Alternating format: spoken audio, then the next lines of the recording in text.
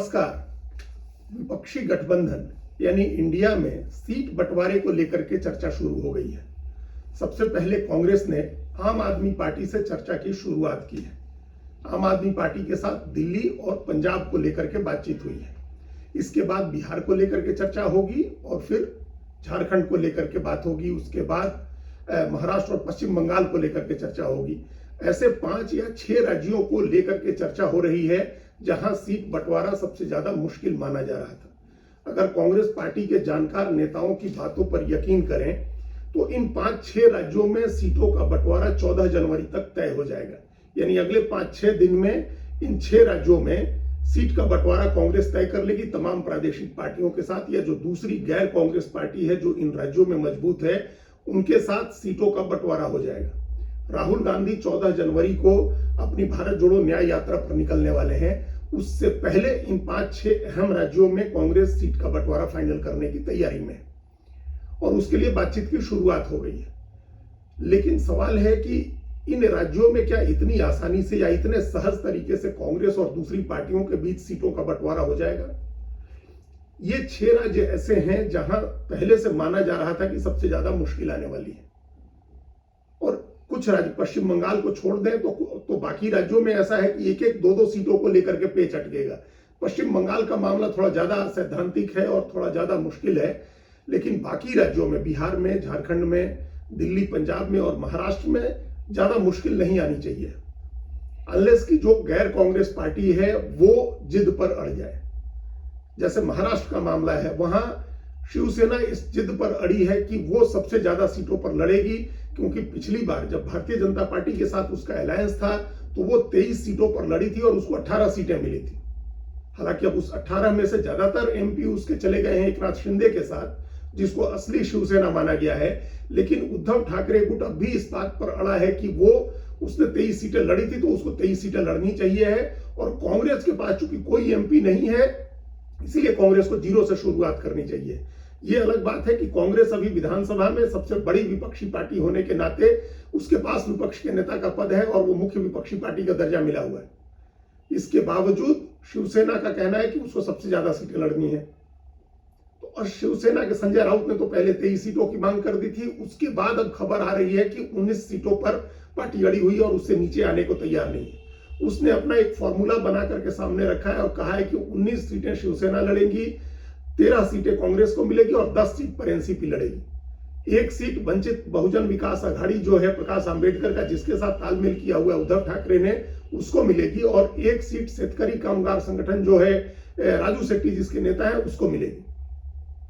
और बाकी 4 सीटें जो डिस्प्यूट में डाली गई हैं उनका बंटवारा बाद में होगा। उन 4 सीटों में से भी 1 सीट पर दावा है शिवसेना का। लेकिन अगर वो दावा न करे उन 4 सीटों पर और वो शिवसेना की बजाय एनसीपी कांग्रेस में बटे बराबर बराबर, तब भी फॉर्मूला ऐसा बनेगा कि शिवसेना 19, कांग्रेस 15 और एनसीपी 12। एनसीपी मतलब शरद पवार गुट 12 सीट पर। कांग्रेस इसके लिए तैयार नहीं होगी, तो या तो शिवसेना अपनी जिद छोड़े या अलायंस टूटे। इस तरह की स्थिति महाराष्ट्र को लेकर के जब वहां बातचीत होगी तब पता चलेगा कि दोनों पार्टियां किस तरह से, तीनों पार्टियां किस तरह से आगे बढ़ती हैं। छोटी पार्टियों का वहां क्या, उनको क्या स्थिति उनकी रहती है। हालांकि उनको 1-1 सीट देने की बात है, वो उसमें दिक्कत नहीं आनी चाहिए। तो महाराष्ट्र में पेच अटकेगा क्योंकि शिवसेना ज्यादा सीटें लेने पर अड़ी है, इस आधार पर कि उसको पिछली बार ज्यादा सीटें मिली थी। हालांकि वो ज्यादा सीटें उसको बीजेपी की वजह से मिली थी। यही स्थिति अरविंद केजरीवाल की है, जिनके साथ सबसे पहले वार्ता शुरू हुई है कांग्रेस पार्टी की। अरविंद केजरीवाल की ओर से 3 नेताओं को इसके लिए ऑथोराइज किया गया है। संदीप पाठक जो चुनाव रणनीतिकार हैं, पहले प्रशांत किशोर के साथ थे और पंजाब से राज्यसभा में भेजा है पार्टी ने उनको, वो लीड करेंगे इसको। और उसमें सौरभ भारद्वाज और आतिशी को रखा गया जो दिल्ली के 2 मंत्री हैं। ये लोग दिल्ली को लेकर के बात करेंगे। पंजाब को लेकर के जब बात शुरू होगी तो पंजाब के नेता इसमें शामिल होंगे। संदीप पाठक वहां के लिए भी बातचीत में रहेंगे। तो दिल्ली में आम आदमी पार्टी का मानना है कि 2 सीटें कांग्रेस पार्टी को लड़नी चाहिए, क्योंकि दिल्ली में कांग्रेस का कोई भी विधायक नहीं है और 62 विधायक हैं आम आदमी पार्टी के। पिछली बार उसके 67 विधायक थे। कांग्रेस का कहना है दूसरी ओर कि लोकसभा चुनाव की जब बात आती है तो लोग ज्यादा यकीन करते हैं कांग्रेस के ऊपर, क्योंकि उनको पता है कि राष्ट्रीय राजनीति में अभी आम आदमी पार्टी की कोई भूमिका नहीं है, बड़ी भूमिका नहीं है उसकी। और इसके लिए कांग्रेस के नेता 2019 के लोकसभा चुनाव के आंकड़े रख रहे हैं। पिछली बार जो 2019 के लोकसभा चुनाव में बीजेपी को 50% से ज्यादा वोट मिले थे, लेकिन कांग्रेस दूसरे स्थान पर रही थी, उसको 22% वोट मिले थे और आम आदमी पार्टी को 18% वोट मिले थे। दिल्ली की 7 लोकसभा सीटों में से एकमात्र दक्षिण दिल्ली की सीट है जहां आम आदमी पार्टी दूसरे नंबर पर रही थी। दक्षिण दिल्ली की सीट पर आम आदमी पार्टी को कांग्रेस से ज्यादा वोट मिला था और वो दूसरे नंबर पर रही थी। बाकी 6 सीटों पर कांग्रेस दूसरे नंबर पर रही थी और ओवरऑल दिल्ली में आम आदमी पार्टी से 4% वोट ज्यादा मिला था कांग्रेस को पिछले लोकसभा चुनाव में। तो उस आधार पर कांग्रेस ज्यादा सीटों की मांग कर रही है। और अब पता नहीं क्यों एक राज्य से बात शुरू हुई है। अगर समग्रता में बात होती, पंजाब को भी साथ में रख करके और कुछ मोल भाव करते दोनों पार्टियां करती तो ज्यादा आसानी से समझौता होता।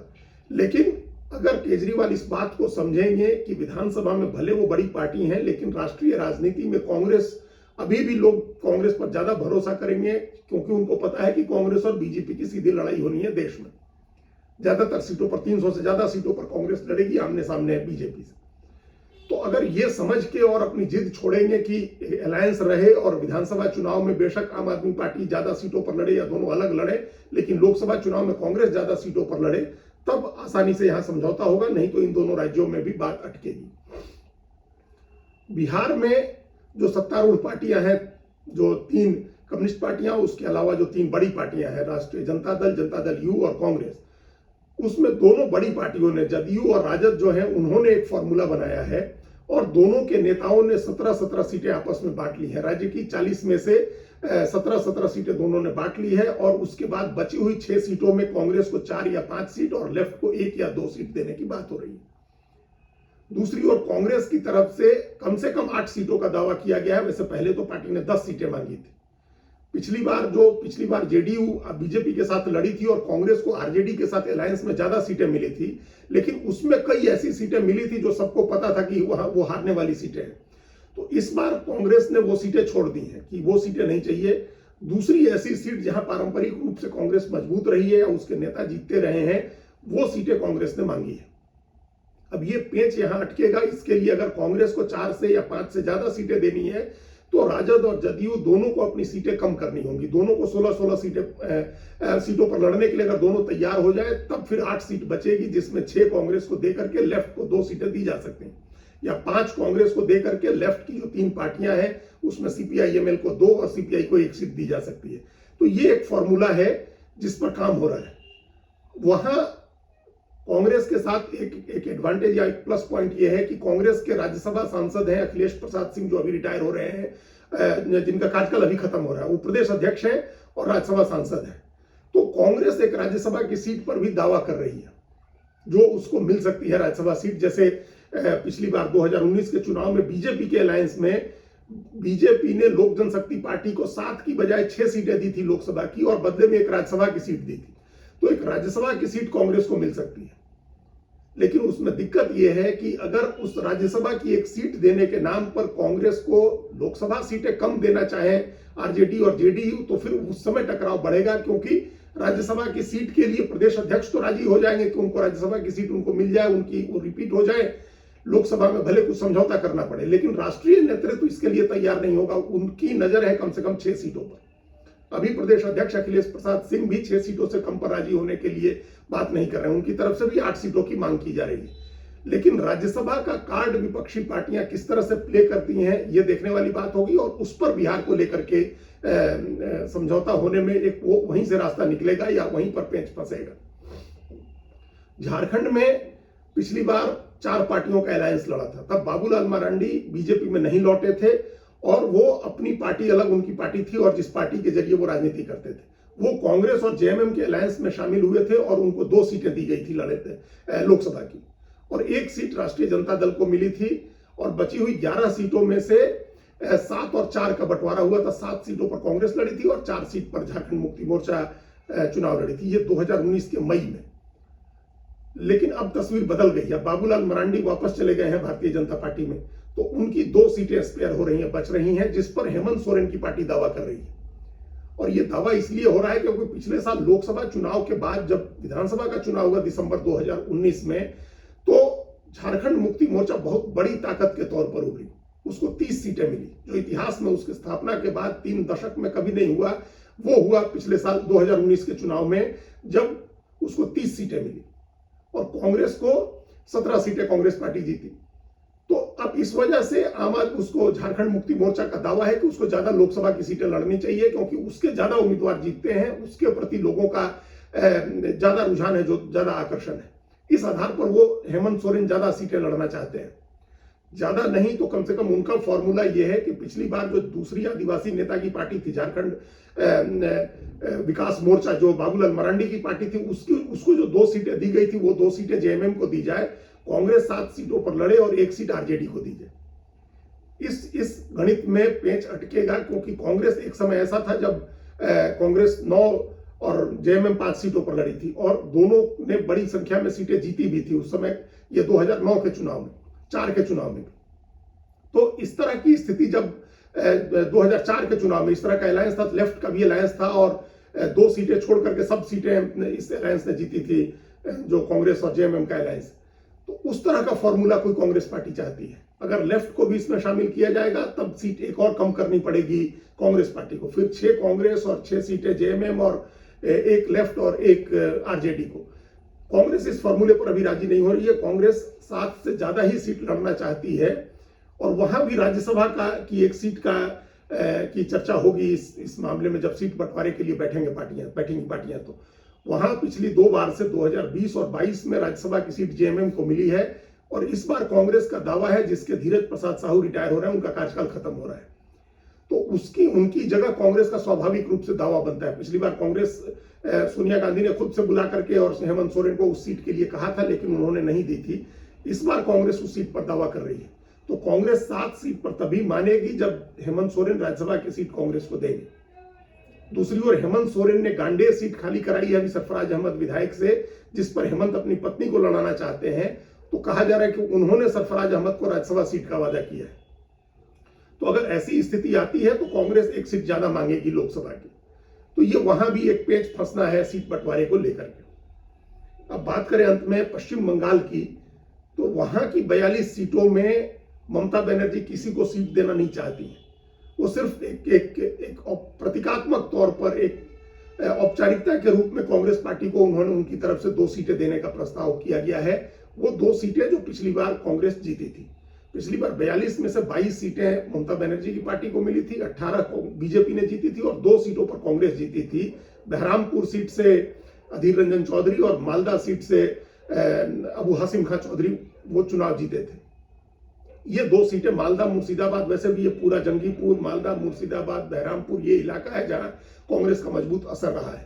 तो जो अधीर रंजन चौधरी हैं, लोकसभा में कांग्रेस के नेता हैं और पश्चिम बंगाल के प्रदेश अध्यक्ष हैं। जिस दिन 2 सीटों का प्रस्ताव आया उस दिन उन्होंने इसको खारिज कर दिया और बहुत तीखा हमला ममता बनर्जी के ऊपर किया। उन्होंने कहा कि ममता बनर्जी इस समय मोदी को खुश करने के चक्कर में है, उनसे दोस्ती गांठने के चक्कर में है और वो मोदी की मदद कर रही हैं, इसलिए कांग्रेस को 2 सीटों का ऑफर दे रही हैं। उन्होंने कहा था कि कांग्रेस को किसी के दया की जरूरत नहीं है, कांग्रेस सभी सीटों पर चुनाव लड़ने को तैयार है। तो अब वहां का मामला थोड़ा तकनीकी भी है, थोड़ा सैद्धांतिक है, थोड़ा चुनाव के लिहाज से बहुत संवेदनशील है।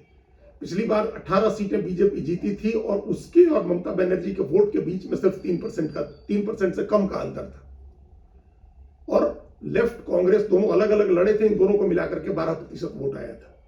तो अब ये वोट किस तरह से ममता बनर्जी को ट्रांसफर हो ताकि बीजेपी की सीटें कम हो, और अगर ट्रांसफर नहीं हो तो इस वोट का अगर कुछ हिस्सा भी बीजेपी को जाता है तो बीजेपी की सीटों की संख्या बढ़ जाएगी। तो इस लिहाज से यह बेहद गंभीर और संवेदनशील मामला है पश्चिम बंगाल का, जिसको कांग्रेस के बड़े नेताओं को स्वयं बैठ करके निपटाना होगा। ममता बनर्जी के साथ बात करके इस मसले को निपटाना होगा। इसमें लेफ्ट के नेताओं की भी सलाह लेनी होगी, उनको भी लूप में रख करके ही कोई फैसला करना होगा। तो ये 5-6 राज्यों में अभी सीट बंटवारा होना है और अगर ये राज्य निपट जाते हैं, इन राज्यों में अगर सीट बंटवारा विपक्ष का हो जाता है तो फिर बाकी राज्यों में सीट बंटवारे की चर्चा में ज्यादा दिक्कत नहीं आएगी। धन्यवाद।